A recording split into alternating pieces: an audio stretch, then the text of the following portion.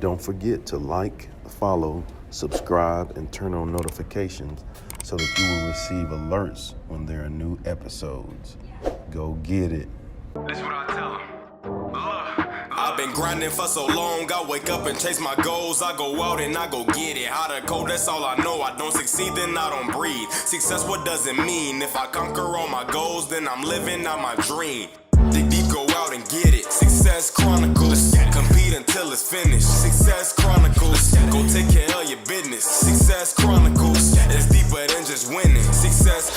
Hey, what's up, everybody? This is Chip Baker. We are here at Rice University with Coach Stephen Jackson, man, great guy, doing some awesome things, and I'm so grateful to be here with him to highlight him and his journey. So, Coach, first, thanks so much for taking the time to interview with me. For sure, man. I appreciate you having me on here. Yeah. I know we've been trying to do this for a little bit, trying to make this happen. It's been a crazy transition, but I'm glad we were able to carve out some time to sit down and chop it up. Yes, sir. I know one thing.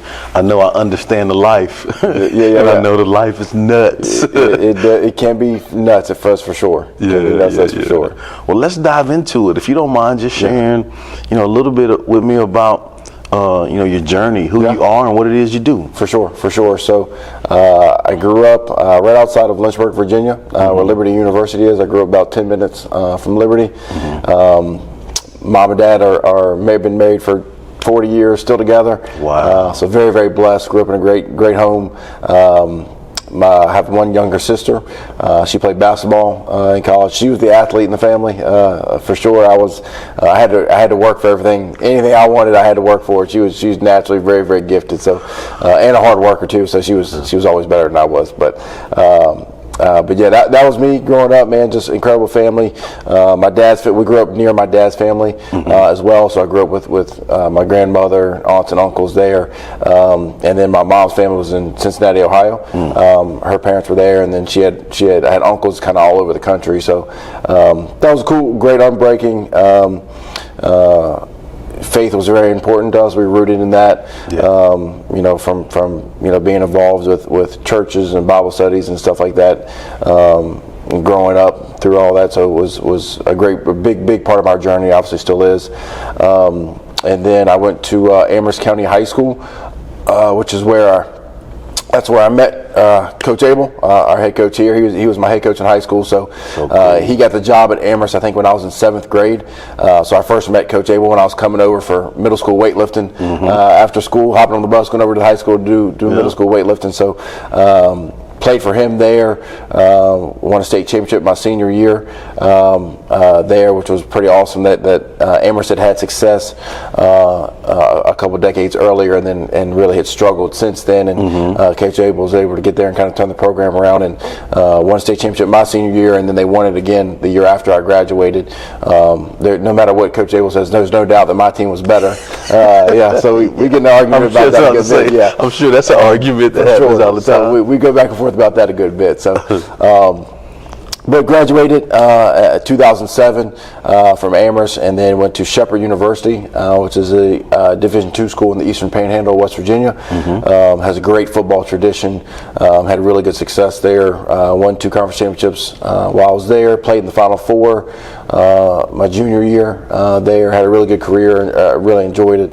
I met my wife there at Shepherd, so had just an incredible experience. I loved my time. Great college town. Like we packed the stadium out. It was really, really cool. I wouldn't trade it for anything. It's one of my best friends in the world. So great experience there. And then I graduated and was a PE and health major, and didn't really have much of a lot of leads coming out of school when I graduated, so I was just applying for stuff, trying to get something. I actually worked at a Subway and was volunteering at a local high school. My offensive line coach, Ernie McCook, who is now the head coach at Shepherd, he was my offensive line coach. I was coordinator when I was there at Shepherd. I had a relationship with a guy named Toby Peer, who was the head coach at South Hagerstown High School, which was about 30 minutes from the school, just across the border into Maryland. So I was volunteering in the summer, going to their workouts. So I'd get up at early in the morning, drive out there, volunteer at their workouts, then come back and work at Subway in the afternoons. The things we have to do. The things we have to do, man. Yeah. And so was kind of doing that, and then I was presented with an opportunity to be a full-time sub. So Coach Pierre told me, "Hey, I can get you to be a full-time sub in the building.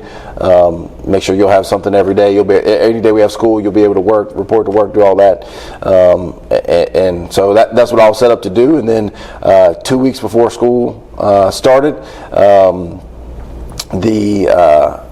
2 weeks before school started, there was an opening in a technology position at the school. So totally a God thing. I was going to show up and just be a full-time sub. So this technology spot came open. So I interviewed and kind of was able to get into that spot. So now I was a full-time teacher, which had about 10 days to prepare for the first before the kids came. But I did that And coaching on top of that. That may be the most tired I've ever been. That first year of teaching and coaching high school. People don't know. It was an incredible experience. I loved it, but exhaustion to another level. For sure. It was For sure. Unbelievable. So I loved my time. I loved the coaching those kids. If it wasn't for the teaching, I'd probably still be there. I think being in a classroom and I'm just not built that way, to sit in those four walls and do that all day. But I loved the kids. I loved my time there. I was there for 5 seasons at South, teaching and coaching. Had an incredible experience. My wife and I got married, my first year, and kind of doing all that, and then bought our first house out there, kind of did all of that. So had an incredible experience there. I was offensive line, offensive coordinator, strength and conditioning, was the head coach's right-hand man. He was an incredible man, incredible coach. Learned so many things from him. So just very blessed with all the staff that we had, the people that we had together. So great experience there. Loved it. And then Coach Abel was at Washington Lee at the time. So he had an opportunity to come open on his staff, gave me a call, and my wife and I came running to take advantage of that opportunity. It was just us at the time. We had no kids. So did that. Both of us took a big pay cut to go live the dream and jump to college. And really wasn't on my radar. All I ever wanted to do was be a high school football coach. I fell in love with that when I was in high school and saw what the game of football can do and how it brings so many people together. Yes, sir. I'm from a country area, a rural area, but pretty diverse.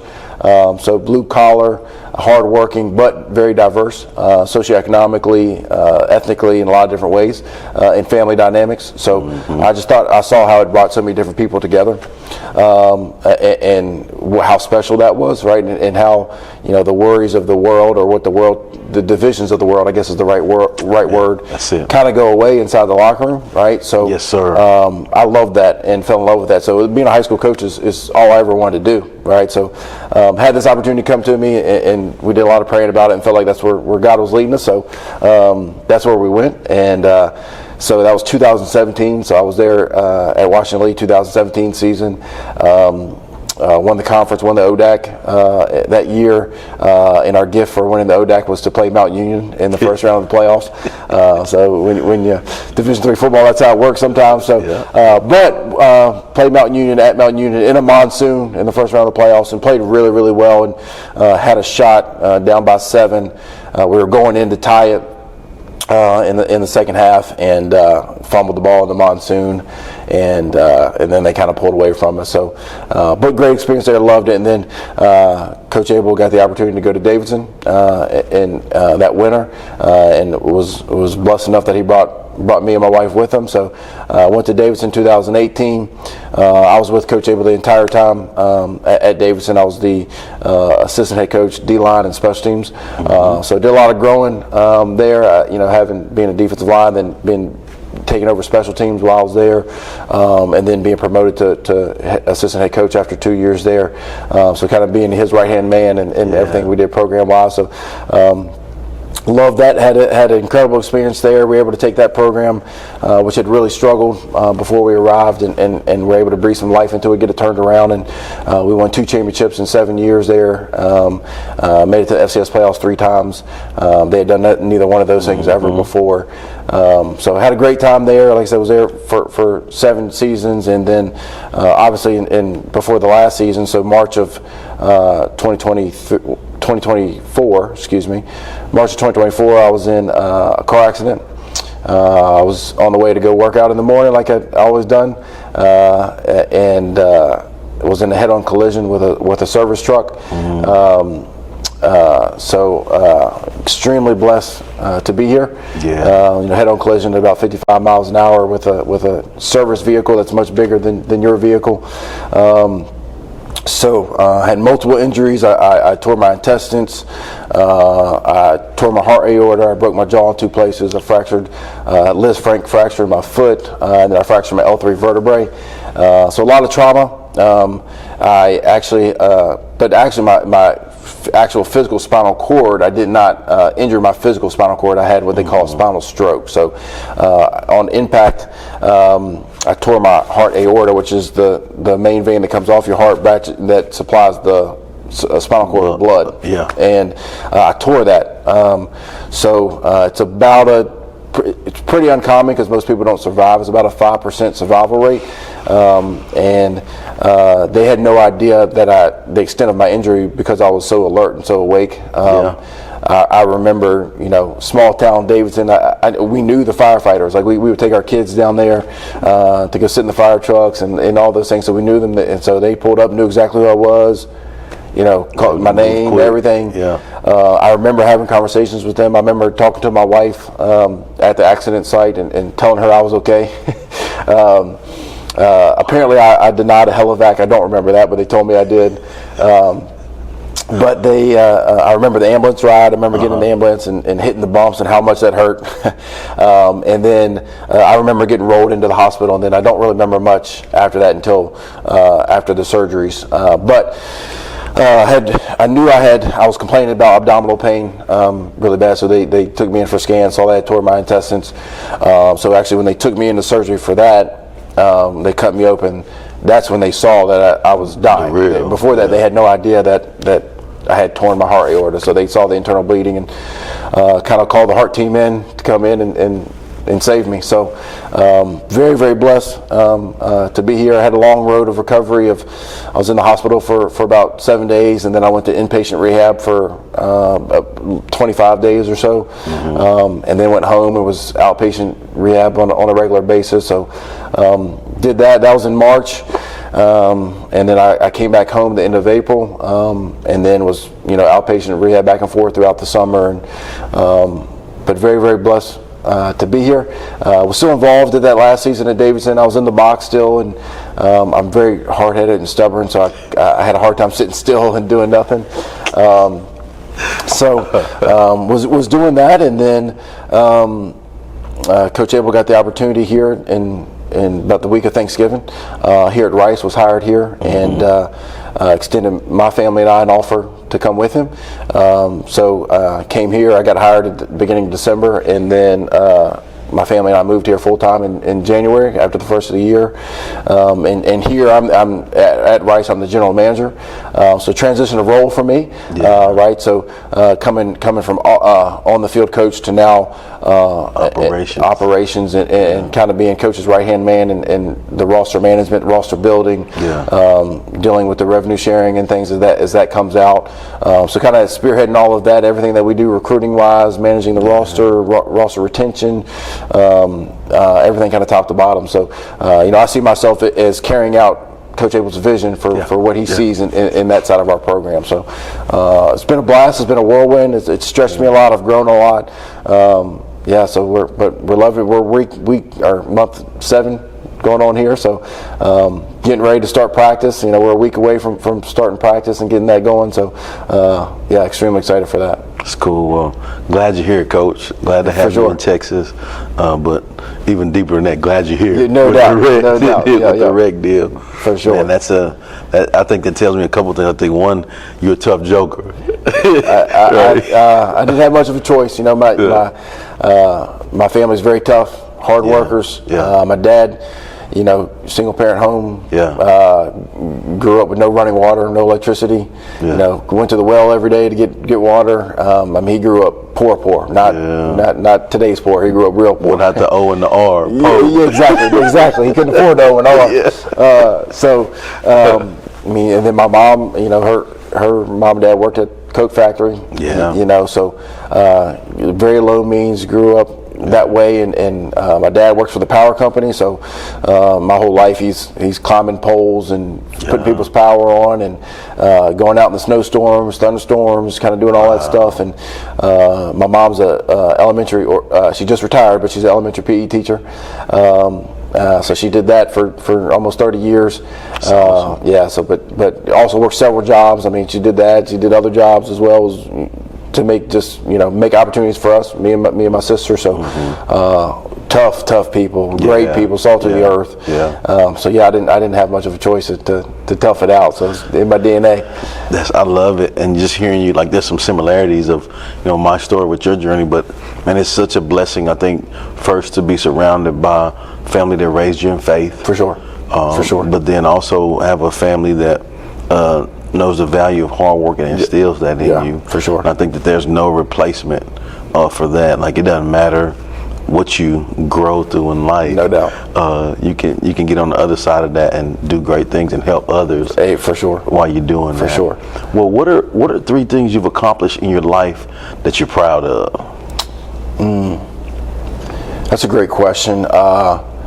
You know, I don't say I hesitate, but that proud word is something and I know a lot of people say, well, that's not really but I feel like a lot of this journey for me has been the stripping away of some of that pride, right? That's a good perspective. I don't think a lot of people would ever say I was a prideful person, but I think going through what I've gone through, I think the good Lord has cut some of that away, right? In understanding, I mean, if there's one thing that He hates, it's pride, Prideful right? person, So I think 3 things that I care deeply about, right?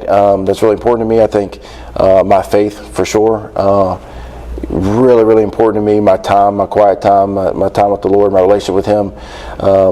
It's the most important thing to me, right? So, and I think when you've been to the depths of what I've been through, right, and the places where I've had to go, come on, you know, mentally, physically, emotionally, right? The level of that relationship gets really, really deep and rooted, right? Strong rooted, right? And as hard as this has been, as tough as this has been, as much as I wish there was another way, right?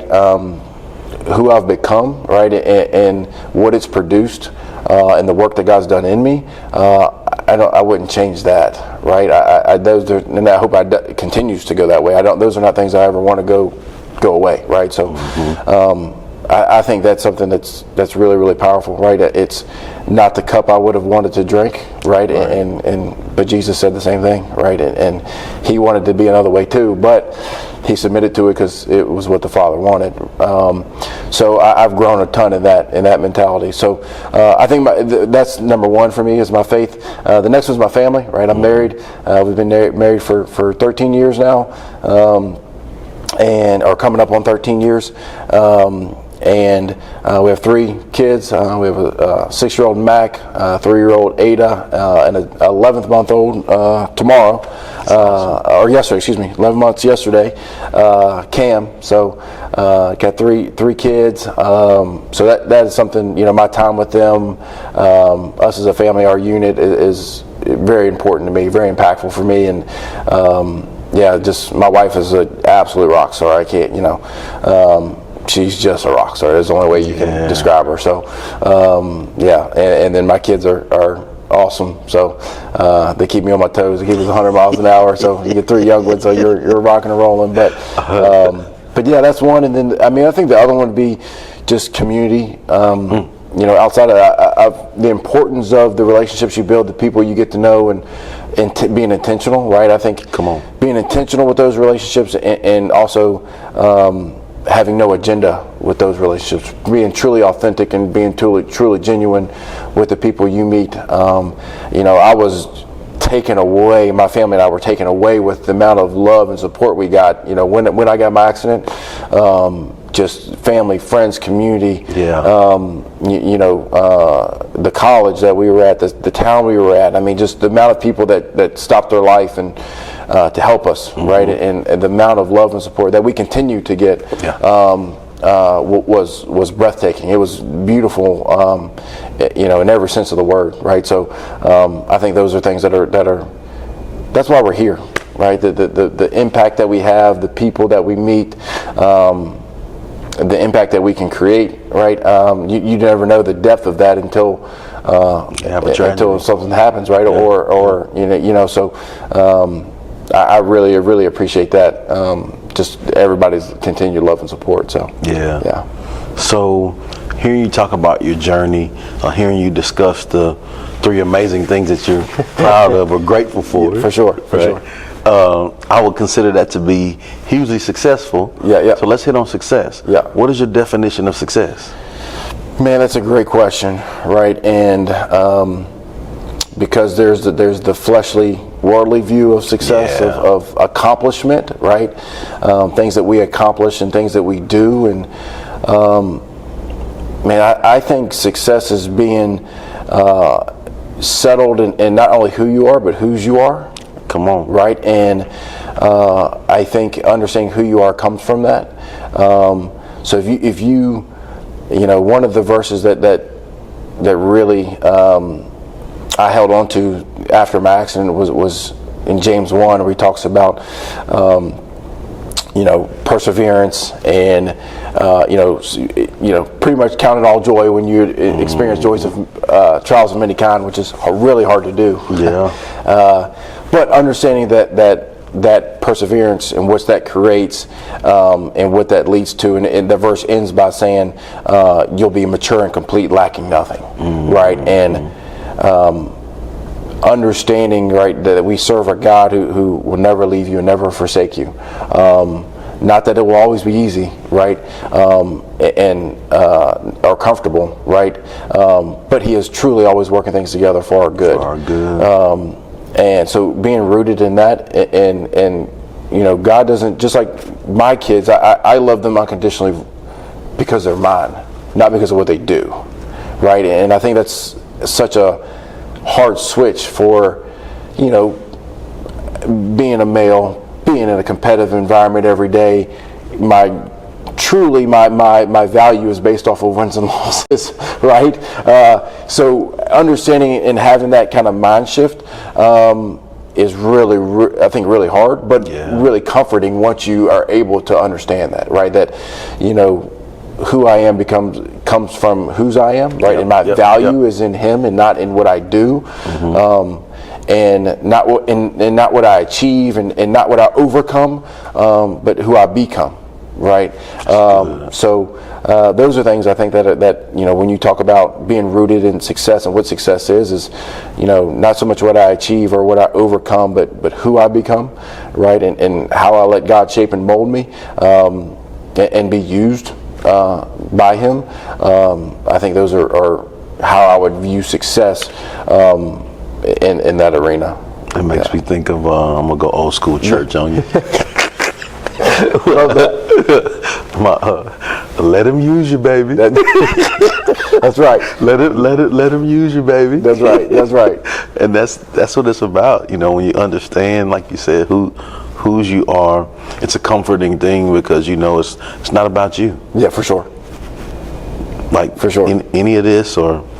Like, it's not about me. None of it is, and it's a great place to be. When you operate in that manner. For sure. Couple words I want to throw at you, and you talk about what comes to mind or to heart when you hear these words. I think the first one is mentors. Like I heard you talk about certain people. There were names that came up. For sure. When you talked about your journey, right? For you sure. didn't just say, hey, I've achieved this or I did that or like Coach so and so, coaches, he gave me the opportunity. It was that perspective. For sure. You've had some great people in your life, and then on the flip side of that is you do lots to pour into others as well. Sure. So hit on like mentors. What's the importance of mentors? I mean, I think it's invaluable, right? Yeah. It is. To me, I've always been super grateful for the people who have helped me on my journey, been a mentor for me, from Coach Abel. I talked about Coach Pierre when I was at the high school level. Even funny thing, when that time period after I graduated to working at Subway, right? I'm sleeping on a friend's couch, waiting until I get a full-time job, or praying that I get a full-time job, and I'm getting married, and well, we got nothing, right? Yeah. So I'm volunteering at this school, going to workouts in the morning, then going to Subway, and then hit and repeat over and over again. And the owner of the Subway that I was working at, which was totally God thing, not the closest Subway to where I was living, but the one that opened up, right? The opportunity opened up. Her name was Miss Rita, and Miss Rita had made a career working for Fortune 500 companies, and I don't have a business bone in my body, right? I'm from rural Virginia, hard worker, football player. Dad works for a power company. Mom was a school teacher, and so I get this, this Miss Rita had bought this Subway as a retirement plan, right? This is, hey, when I retire, this is what I'm going to do, and own a couple Subways. And she was like, I thought it was going to be a retirement plan, and I was going to ride off in the sunset, but it's the hardest I've ever worked, But she had an unbelievable amount of knowledge working with all these Fortune 500 companies, and so I was able to. I mean, she took so much pride in what we did in that store, and how it looked, and how clean it was, what the food looked like when it came out. It was unacceptable. I can't go to Subway now because I'm like, hey, I can't say, hey, we would never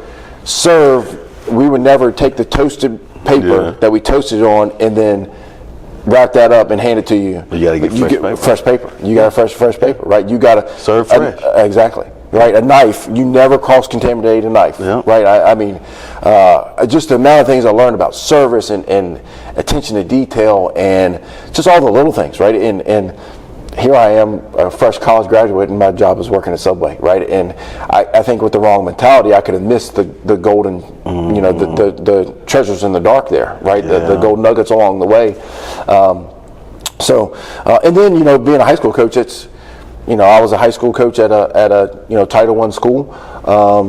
So a lot of my kids it's still really diverse school, but a lot of my kids from really rough backgrounds, right? And not a lot of positive male figures in their life. So I remember, it'd be like a clockwork. It takes about a calendar year to get them to trust you. Like, this guy's for real. He's not going anywhere. He's gonna keep showing up every day.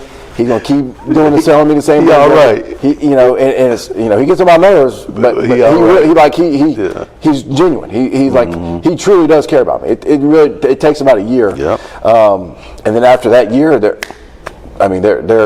do anything you ask them, right? And run through a wall for you. So I remember the depth of those relationships. That was the hardest job I've ever left. I cried like a baby, like I by far. And I'm blessed in being in football. I haven't had a lot of transition, but that was by far the toughest one. Yeah. And I've had tremendous relationships at every one of them. But I think just that stage of life, when they're in high school, they're trying to figure life out, and they haven't had a lot of positive male role models, or I shouldn't say positive, consistent, right? They haven't had a lot of consistent. That's the word. People who are showing up every day, who are truly genuine, who don't want anything from them, who just want the best for them. Just want to pour into them. Exactly, and truly love and care about them. So yeah, that was by far my hardest transition, was leaving those kids. But I think you have such a, that's why I have so much love and respect for high school coaches, because you have those kids at such a critical time in their life, right? And it's incredible what happens inside of a high school locker room, right? We tell it to kids that there's nothing like Friday Night Lights. Nothing.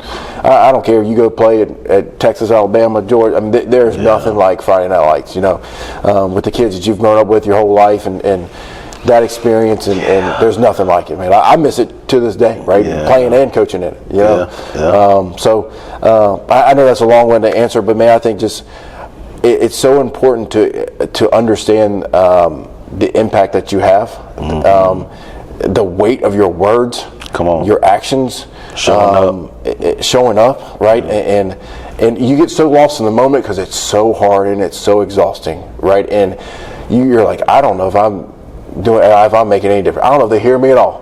Yeah. Right. And then something will happen. Right. And something happened where a kid will say something, or somebody will message you 10 years later. Right. And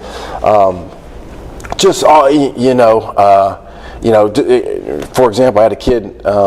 This is probably 2 weeks ago now.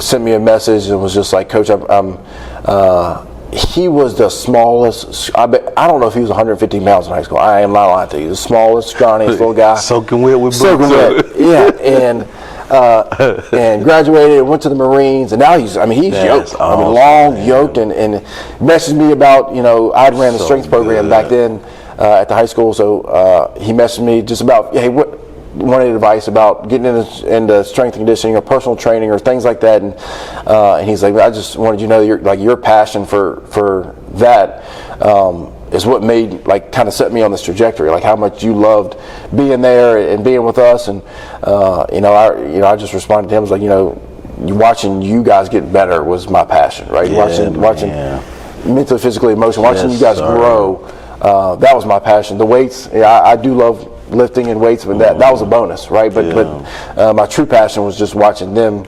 grow in so many different areas of their life. So I guess the word that keeps coming back is impact. Is just having an understanding and recognizing the impact that you have on a life. Man, it's really special. It's good. So last word I want to throw at you here. I'm gonna pause a little bit before I give you this one. Okay. I'm gonna lean into you and say, hey, this is the good one right here. This the good one. That's right. The last one I want to give you is legacy. Yeah. What comes to mind or to heart when you hear the word legacy? For me, for somebody who is, I don't know if defeated death is the right word, but looked death in the face, right? Been really close to it. I've probably done a lot more reflecting on that word than most, and I think that what is the impact, generational impact that you're creating, right? That's going to outlast you, right? Because our time on this earth is a vapor. I've learned it is. Life is so fragile. Yes, and we take advantage of that quite a bit. I know I do, right? Of forgetting how fragile it is and how much of a vapor it is. So what are the things that you're doing? I try to think about what are the things I'm doing now that will create a lasting generational impact for my family, for the players in our program, for the coaches on our staff, or the people who are following me on social media, or friends, community members, people who impact me, right, or who have heard about my story, right? I want that to. I don't want it to be about me. I want it to create impact for them, right, and to grow in so many different ways, and in their faith, and mentally and physically, emotionally, and all those different ways, and I think create a generational impact for them and their family, right? That's I've been very blessed now to be to coach football at 3 very high academic institutions, right? No college program I've coached in, you could have taken my grades and multiplied by 2 and my test scores, and I'm still ain't getting in, right? There's not enough exceptions and waivers and in the world to get me in. Any of these places. No, I was a decent student, but I was not to this level. So, but what I love about being at these places is that for a lot of these kids, they're going to walk across that stage with a degree that changes their families. Their last name of their family will be different forever. Forever, right? Yeah, so we talked about that 100%. That is probably the favorite, my favorite part of the job. Is I love what I do. I love football. I love playing. I love practicing. I love the preparation. I love winning the championships. Things that we've been blessed and fortunate to be able to do. But no matter what, those kids are going to walk across that stage with that piece of paper that puts them into a whole different stratosphere, right? The network they're now in, the people they now know, the connections they have, the level of education they receive, it can completely change not just their life, but their family dynamic for generations to come. I take a lot of pride in that, right? What they're, getting those kids to get that degree and what that means, that's probably my favorite part of the job. That's good. Yeah. Well, as we close, I'd love for you to get an opportunity to share, social media, yours, Rice, so they can check you guys out and show you some love. So my social media, you can find me, Instagram, Twitter, Facebook. Instagram and Twitter, I'm _CO_Jack, so _co_Jack. That's what I've kept that forever. My kids in high school called me Kojak. When I was a high school football coach, they all called me Kojak, so I've kept that for forever. But yeah, that's where you can find me. My Twitter is all about Rice and what we're doing here. And just the excitement behind the program and about our players and our program, and then my Instagram will be some of that, some of my personal life too, some of the things I feel like God tells me to put out there, and just continue to tell what I always say, it's my story, but it's his story, but it's mine to tell.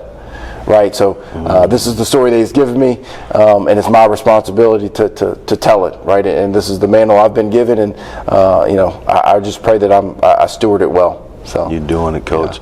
Well, again, thank you so much for taking the time to interview with the Success Chronicles. Truly appreciate it, and I wish you continued success. Yes, sir. Appreciate you, baby. All right, thank you guys for checking out this episode. We'll see you next time.